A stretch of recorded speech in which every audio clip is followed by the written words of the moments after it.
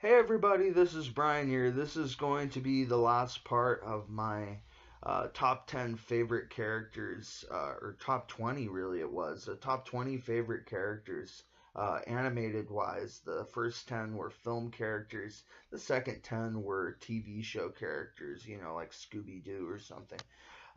Anyways, yeah, let's get to the final four on here. Starting with Johnny Bravo. With its innuendo and its Adult Swim sense of humor and the titular character, I think he was foretelling of the type of humor that would take over in the 2000s. Johnny's such a big oaf and overconfident, braggadocious buffoon.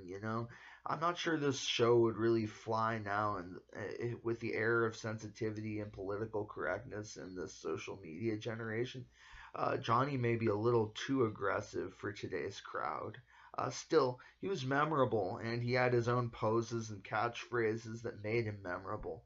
And this was probably one of Cartoon Network's best original series. He was a unique guy, not a cookie cutter reshaping of some more famous and established character. And to take risks like that and push the boundaries a little bit, I think that Johnny Bravo was a really one of the better characters of the couple of years that he was around and of his generation, probably. Number six on here is going to be a character who I think established and inspired a lot of people, and that's going to be Professor X, the leader of the X-Men and also their founder. Telepathically and scientifically gifted, but also paraplegic and uses a wheelchair to get around. He was voiced by Cedric Smith in the 1990s series that I'm talking about. This whole adaptation was great. It's inspiring to people who can't walk. It must feel nice to be included, in your favorite superhero cartoons or whatever you're watching as a kid. He was an inspirational character, and his powers were cool too, just on their own. Number seven on here. We're getting towards the last couple on this list. I think that there's four more, including this one I'm about to do, which is Lou Pickles, also known as Grandpa Pickles, originally played by David Doyle on Rugrats until his untimely passing, when the role was taken over by Joe Alasky. Anyways, I always felt the lovingness of my own grandparents emanate from him just a little bit when I watched this show. I always felt that lovingness that really made him a believable grandfather character. Number eight on this show is going to be SpongeBob's pretentious and resentful neighbor Squidward Tentacles. He was voiced by Roger Bumpass. He balances out the hyper energy and happiness of the title character, and also his intellectualism kind of balances out the stupidity of Patrick a little bit. It works kind of like Forrest Gump with Lieutenant Dan because the team kind of complete each other's energies well.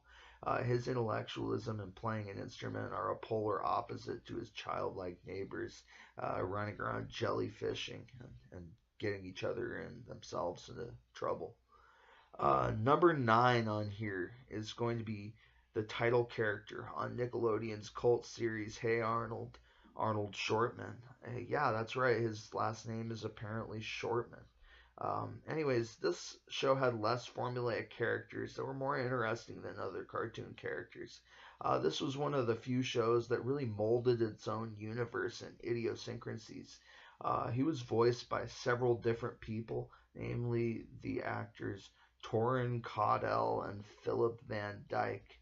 But anyways, yeah, I think that this show was almost like watching a live action sitcom in the sense that all of its characters felt a little bit more fleshed out than you'd normally expect for just a normal cartoon, which they often have no continuity, which leaves little room for development, in my opinion.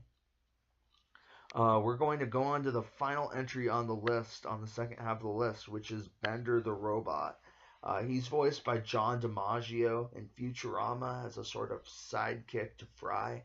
He's like a combination of Eric Cartman from South Park with Al Bundy from Married with Children, and that he drinks very, very heavily, but at the same time, he also is really misanthropic and is just kind of almost like a sociopath. Anyways, according to my research, main character on that show, Leela, called him an alcoholic, chain-smoking, whoremongering gambler. So that's a hell of a criticism and a hell of a title to bear. But I don't think Bender would deny a single word of it. He would probably be like, "Oh, do you have any around?" Or But yeah, thanks for watching. I appreciate it. The first half of this video definitely took up quite a bit of time. So watch that before you watch this. I suppose I'm gonna bow out now. So I love you guys. Thank you for watching. Goodbye.